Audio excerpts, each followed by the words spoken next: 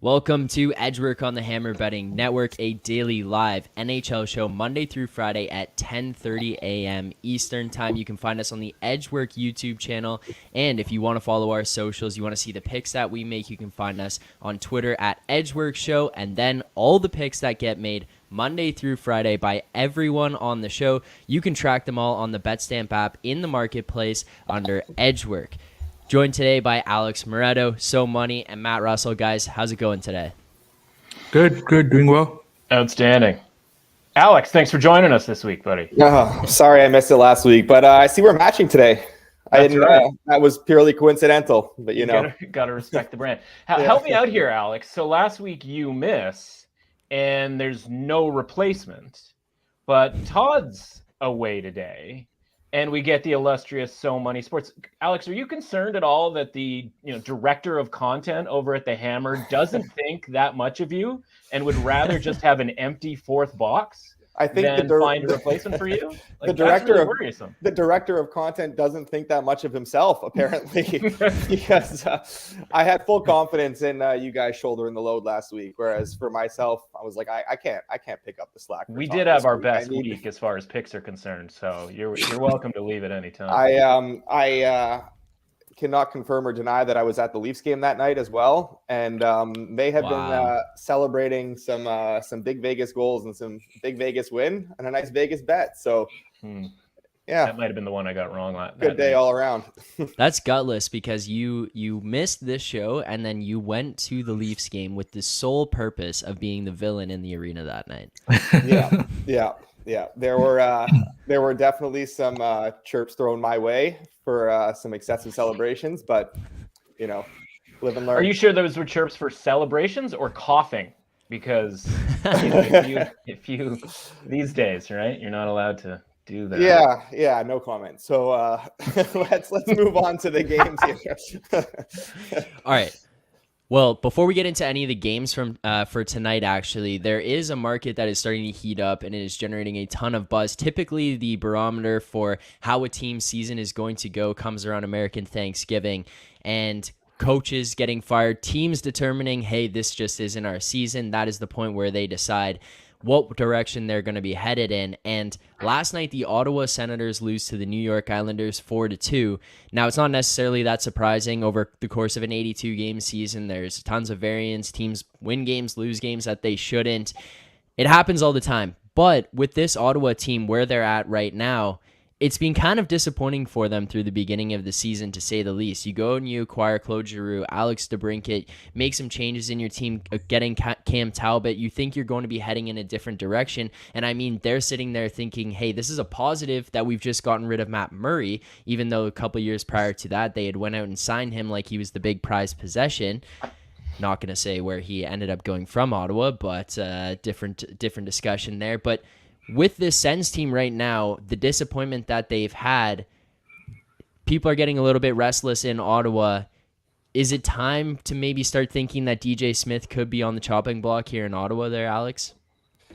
Yeah, I think he definitely could be on the chopping block. Dorian did come out and say, I think it was like a week and a half ago, that DJ Smith would be safe, but obviously things can change in a hurry. That's the sentence. Yeah, things can change in a hurry. Doesn't take more than a couple losses to erase that. But I think that Smith's in sort of a similar situation to Boudreau in that I think the blame shouldn't necessarily be placed on him. I think maybe there's the team just wasn't as good as people made them out to be coming into the season. Obviously, okay, you're losing a lot of games now. They're better than this too, so he's not getting that much out of them. But they had their goaltending injuries early on. Obviously, the Norris injury hurts. Even though I'm not super high on Norris as a player, he's still, he's a tough guy to replace internally. But the defense is just not good.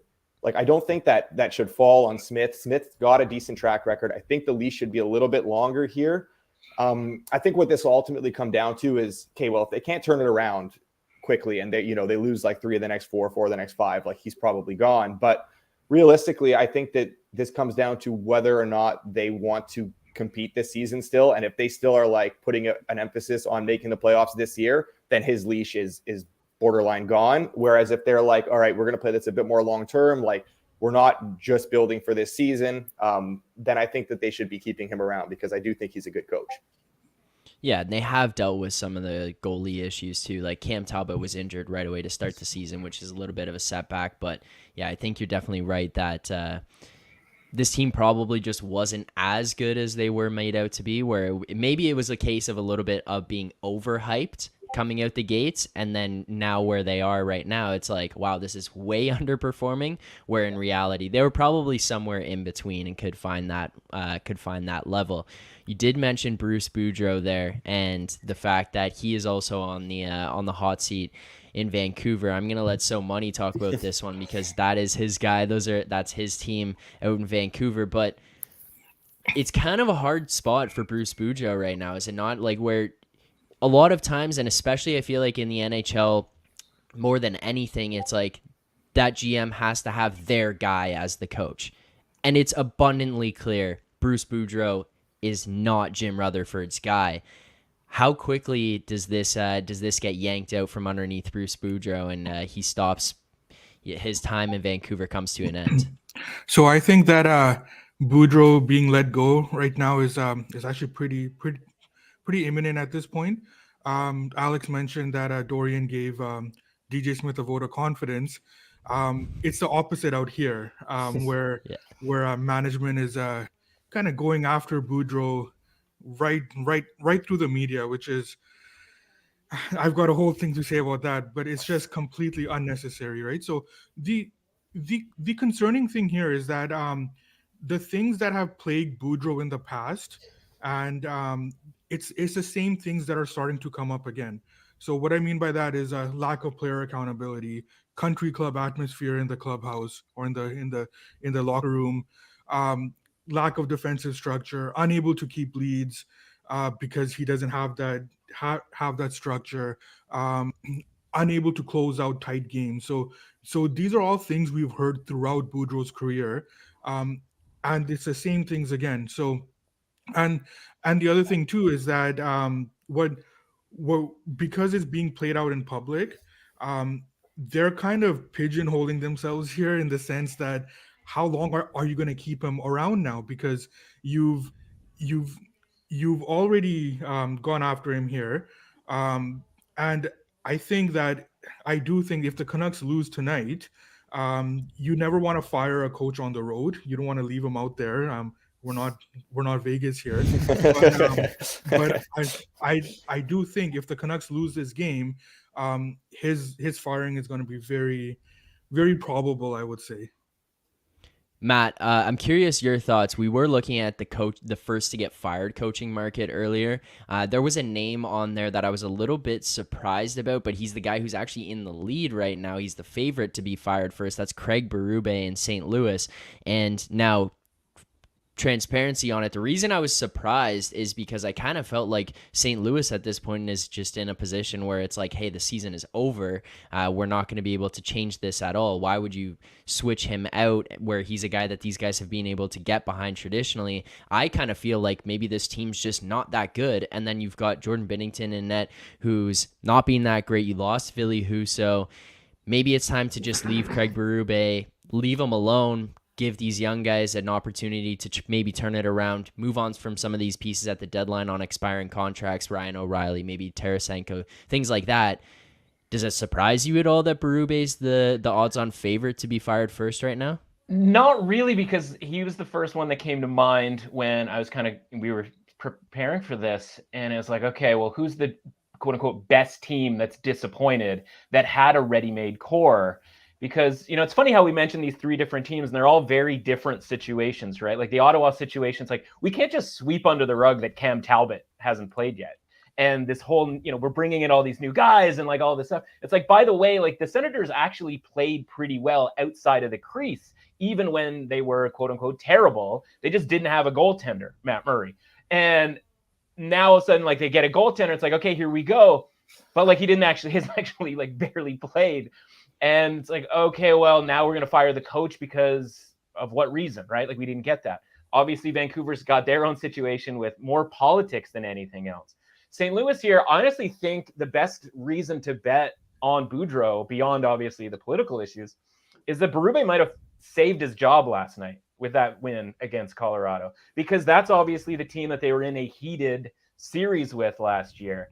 And, it's sort of a double-edged sword. It's like, on the one hand, these guys get up for a game against that team for kind of obvious reasons. But on the other hand, the problem is they need that level of sort of revenge and sort of passion or whatever to get up and play a good hockey game, which is kind of a detriment to Berube as well, where it's like, yeah, okay, you can get them up for the game that of course you can get them up for against the team that knocked them out of the playoffs. But like, we're going to need you to get them up for the Philadelphia Flyers and the Columbus Blue Jackets. Like, that's what we're sitting around waiting for. And yeah, largely that core has returned in the same way. But the reason the Blues and the Canucks are sort of similar here is, I don't know where where the sort of jumping off point was, where we just decided that like it's all about the coach, when honestly half of these guys on this list, I don't even know who these guys are. Like, I couldn't pick them out of a lineup. And the reason for that is they don't matter. It's why we talk about coaching changes in early November, because by and large, unless there's a complete disaster happening within the locker room, they don't really matter. They're interchangeable more than any other sport. And so, I look at them and I go, when did we decide that like the players were just unaccountable for anything? And that these like actual core veteran teams in Vancouver and St. Louis just don't know how to play defense? Like, they need a coach to like guide them around like we're playing NHL? Like, what are we doing? So I look at the Canucks. St. Louis Blues are obviously the same thing, but like Pat Quinn would be rolling over in his grave. Bob McCammond might be rolling over in his grave at this point.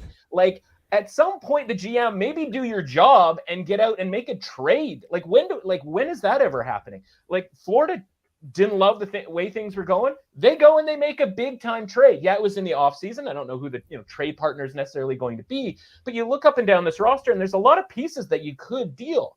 I mean, God forbid Elias Pettersson goes on the trade block. Like, I know, leading scorer, like untouchable, but like, it's not working. It wasn't working with Travis Green. It's not working with Bruce Boudreau. It might not work with whomever they get to come in and replace Boudreau. Now, fortunately, there's a couple of decent candidates where it's not that type of deal. Again, this is why NHL coaches are so replaceable. There's just good guys lying around. Right? We saw in the NFL, Jeff Saturday's getting a head coaching job because there's literally nobody else lying around, right? In the NHL, it's like, oh yeah, like Hall of Fame level head coach. He's just sitting over there at his cottage right now. That's totally fine. How about the GM get in there and start making some moves and making some changes? Because honestly, like, yes, the point totals and all of that stuff are great, but like, what are we, I'm using Pettersson as obviously the sort of scapegoat in all of this, but like 80 games and 10 power play goals last year, like, that's what we're losing out on, a like plus or minus one at even strength over the course of the season. Like, that's what you're missing out on. Like, let's get out there and actually do your job, because other than that, like, that's how, look at the Canucks. Like, that's how any good team that they've had in the last 30 years was built, right? You'd go out and you'd find Marcus Naslund. You'd go out and you'd steal Todd Bertuzzi. You'd go out and you'd get Brendan Morrison, Roberto Luongo. You'd make draft day trades. Like, the GMs actually used to do something, and now it's just scapegoating the head coach, right? It's like, again, another football reference here. It's like sending out the field goal kicker to make the 55-yarder, and if he misses, it's his fault, when it's your dumb decision for doing it on 4th and 1. So, like, I realized I got off on a bit of a rant situation, but like, honestly, Berube being the favorite made sense to me at the time. Honestly, if I'm the ownership, I look at that and I go, well, they beat Colorado. That's like the Stanley Cup champs and all of that sort of thing. Probably bought him a lot of time, which doesn't seem like Boudreau had. And they beat Vegas the other night too. Absolutely. Yeah. Also, the Mr. Quinn reference there it just made my morning. So, so thanks for that. I think it's so hard for GMs to make trades like big. You can't make big trades during the season anymore. It's too tough with the salary cap and everything. Like, those are the types of trades that you have to make outside of the, in the off season. And realistically, like, when you have all this unrest amongst the fans and things aren't going well, like, naturally it's going to fall on the coach, because, and it doesn't mean it should, like you said, but like, what else can you change mid-season that could potentially have that sort of impact, right?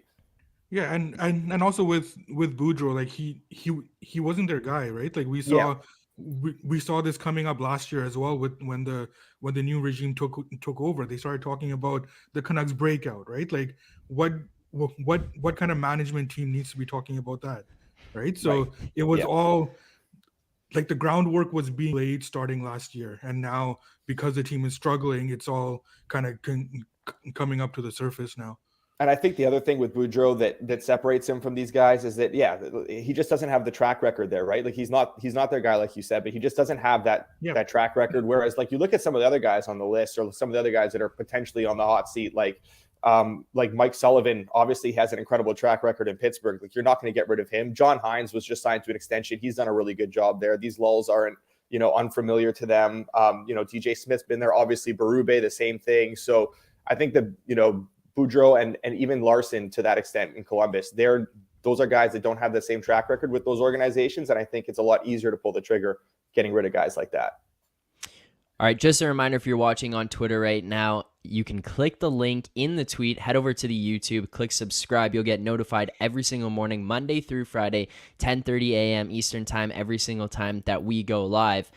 But guys, enough talking about coaches that are going to be fired or could be fired here. Let's get to two coaches that are most definitely not going to be fired with the New Jersey Devils and the Montreal Canadiens. Montreal absolutely adores Marty St. Louis, and the Prudential Center was going nuts the last few games, chanting "Sorry, Lindy" after the New Jersey Devils have been on this 9-game win streak, 12-3-0, and first in the Metro. I mean, I did not see that coming at all. I figured the Devils would be a team that would take a step, but if you're going to tell me that that's where they'd be at this point in the season, I would have told you were an idiot probably at that point. Looking at this matchup here tonight, it looks like we're going to have Jake Allen going in against Vitek Vanacek. That's the last I had seen about it. Vanacek right now 6-1-0 on the season, a 2.33 GAA and a 909 save percentage.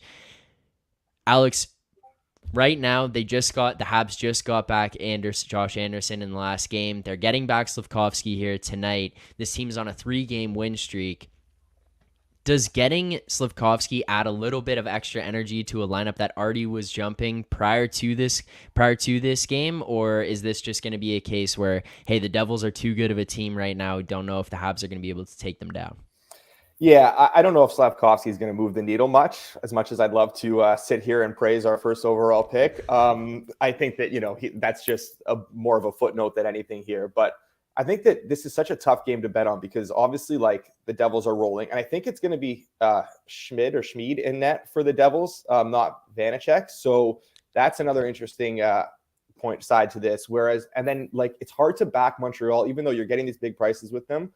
I think that I would need a little bit more on the Habs just because their range of outcomes is so big on a night-to-night basis. Like they're capable of putting in, like we saw the other night, these performances where they're controlling like 65% of the expected goals against Pittsburgh. They're dominating that game. And then they're capable of coming out and sort of just like being hemmed back, getting a few chances. And, like their shooting percentage has been high. So they've been able to stay in games where they're getting outplayed by capitalizing on those chances. Is that sustainable? I'm not sure, but kind of a tough team to back right now, but like in the right spots, like they're capable of winning on any given night. And at these big prices, like it is attractive to look at them for sure. Yeah, I didn't see the update on the goalie there, but yeah, that's fair enough. So that's going to be that'll be interesting. Going on to another game here. So money, Dallas Tampa looks. Last I had seen, could be wrong here about the goaltenders again. Maybe I got to update my source on the goalies and where I'm finding that info. But looks like it was going to be Vasilevsky and Ottinger in net in this matchup. Dallas right now has been a team that has kind of been performing above where I thought they would be. I thought they would be likely kicking around playoffs or in playoffs coming into this season on the back of Jake Ottinger in net for them. That's a guy who could just absolutely steal games all season long. But in this matchup, are we looking at potentially like a playoff style game here between Dallas and Tampa where it's going to be a heavy game between two heavy teams and a matchup of two incredible goaltenders? I don't think so. I think that we know Ottinger is going to be in net. I'm projecting Vasilevsky, but I'm doing that with very low confidence. I think that this might be a spot that they get Elliott in there actually. Even with projection of Vasilevsky, we did play Dallas this morning, so I am on the Stars money line. We're seeing down to mid plus 130s. I would still do it there. What I see in this game is that we're seeing a Dallas team playing very high event games, and I think that that's the norm for them going forward now with their new with their new coach and their new and the new style of play. I think what they made a decision in that organization is that we're going to open up our forwards. We're going to try to actually score because we have outstanding goaltending. So we can afford to do that now. Tampa Bay, they're actually very very leaky on the back end in a lot of their games. Sure, they do end up playing a lot of high event games, and I think that that's that just comes down to their cup champs. They will turn it on when they feel like it defensively. I'm not too worried about that. I'm not too worried about their defense from that standpoint. So I do think that this is probably going to be a more open game than what we've become accustomed to with these teams. And I do think that Dallas has the edge. And if it is Elliott, I think that we'll get we'll get that bonus there in the line. Yeah, fair enough. I think there's a massive difference between Brian Elliott and Vasilevsky, but we'll wait and see for that for that news there. One we do know, at least one of the goaltenders that'll be going here tonight is going to be Matt Murray in his so-called revenge game against the Pittsburgh Penguins. He's returning from injury after missing about a month. He was the big offseason acquisition for the Leafs that had a ton of question marks on it, and he's going up against his old team in the Pittsburgh Penguins. I joked to Alex beforehand. I said that Murray left his glove hand in Pittsburgh, and everyone on Pittsburgh knows it, but it'll be an interesting one because they're going to have his game plan, or they're going to know exactly what he plays like going into this game here. But that being said, Pittsburgh is finishing off a road trip here where they did go to Washington, Toronto, Montreal, and now back to Toronto, all on the road. In this matchup, I don't really know what to make of it. I obviously watch a lot of the Leafs games. It's one team that I just am afraid to touch with a 10-foot pole whenever I'm going to be betting on any of the NHL games. But Matt, if you're looking at these games, you're looking at a situation where Pittsburgh is a team that maybe they're not going to be the best team, but they are hungry. They are trying to win games. They do want to win games. You know, the saying of like, you got to want it more than the other team. Pittsburgh does seem to want it more. And then when they beat the Leafs on Friday night, they looked like they wanted it more than the Leafs. How do you kind of evaluate this game here tonight where you're going to have a team who's going to be tired coming in off of this road trip, finishing this one out, versus a team that's been sitting at home, struggled to beat the Vancouver Canucks on Saturday night in an important Hall of Fame game, and now has a goaltender who's going in here who's been missing for a month and is facing his old team? This game's in Pittsburgh, correct? Yeah, it is. Yeah, this is a Pittsburgh home game. Just to clarify that. I listen. I am fade Matt Murray. I am that is my platform that I'm running for office on. Is just fade Matt Murray in any opportunity. Let's keep that a secret because hopefully people can kind of pile in here on Toronto. I'm waiting to get kind of plus anything with Pittsburgh. It has been 2 weeks, which is the moratorium on getting over the Penguins' 3-goal lead that they blew 2 weeks ago. And Alex and I were last on this show together. So emotionally, it takes about 12 to 13 days. It's the same thing as, a groin strain, which I think are actually comparable in this case, considering it felt like we got kicked there. Yeah, listen, the return home, like, honestly, that first game back from a long road trip, right? It's kind of acts as a road game in a lot of ways. So, like, not an ideal spot necessarily for Pittsburgh. You get the, if you wanted to start writing up narratives, right? Revenge game for Toronto, all of that sort of thing. But I think actual on the ice type stuff here, I think you're bang on with the Matt Murray element, right? Like, to me, that's always an advantage for the shooter versus the goaltender having to sort of remember all 20 guys that he used to play with. Now, obviously, not all 20 were necessarily on the team when he was. So, yeah, I'm just sitting here waiting. Hope we get the usual, like, Toronto steam and, Matt Murray's back and you don't have to worry about the goaltending. Well, I'm here to tell you, you still got to worry about the goaltending, even though Matt Murray's back. So we're going to wait on this. We're going to get anything plus that we can here. One note, as So Money was talking about there, literally just watching Dallas take money as he was talking there. That thing's down to plus 120, minus 130 on Tampa Bay. You're going to need to go a little bit further for me to be interested in Tampa Bay, and I also would need Vasilevsky. I don't know if that's more a So Money's just, moving lines here just by telling everybody, or there's some more pending news here with the goaltending. But I think that's Elliott's interesting. confirmed now. Okay, there you go. So that's exactly what you want. So see, if you maybe watch more this show, you're getting in at plus 130, plus 135 instead of being late to the news. That's right. So yeah, I think that's far more interesting than anything I'm going to say about how much I dislike Matt Murray. I think one note on the on the Pittsburgh Toronto game that I got in my notes here is that for the third straight year now, Casey DeSmith and Tristan Jarry, they've changed roles again, right? So DeSmith is the better option there. So I completely agree on the Murray analysis there, and I also think that with his layoff, I tend to shy away from betting on goalies that have been off for this long. They're volatile as it is, and now you're adding a extra element of being off on top of that as well. So it looks like they are going to go with Jari also, but there is some sort of ambiguity there. So I think that if we do see DeSmith, I'm more inclined towards leaning Pittsburgh, or just passing on the game. But if it is Jari, he's a strong fade for me right now. All right, let's get to our best bets before we wrap this one up, so we can go kind of an open discussion roundtable here as we go through them. But So Money, I'm going to start with you. I know that there was a game that you were looking at in the in what we thought going into the season might be the sweepstakes of looking for Connor Bedard, but one of these teams is overperforming a little bit right now, and that'll be the Flyers and the Jackets.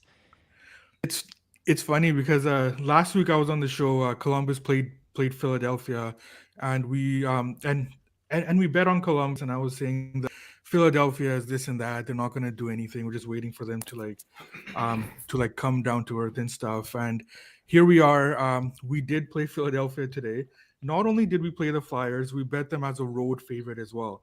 I think what has changed is that even though Columbus won last week, that was a very lucky win. I think that the Flyers really clamped down on that game defensively, and the score was not indicative of how that game played out. So you have that.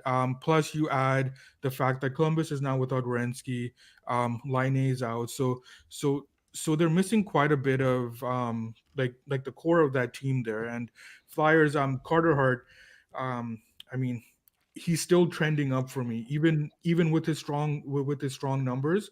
I'm not projecting a dip on him quite yet. So either goalie for Columbus is a disadvantage for them right now against Carter Hart. I'm hoping Merzlikins get the start, which is going to give some extra value because I'm neutral on a Korpisalo, but I do like the Flyers. I've got them up to minus 115 right now. And you can still get them. I think minus 110s right up to minus 115 is still available. All right, so we will track that on the Edgework account on the Betstamp app, where you can find us in the marketplace underneath as Edgework. So make sure to go over there, follow the account, so you get notified every single time we make picks. Alex, best bet for tonight?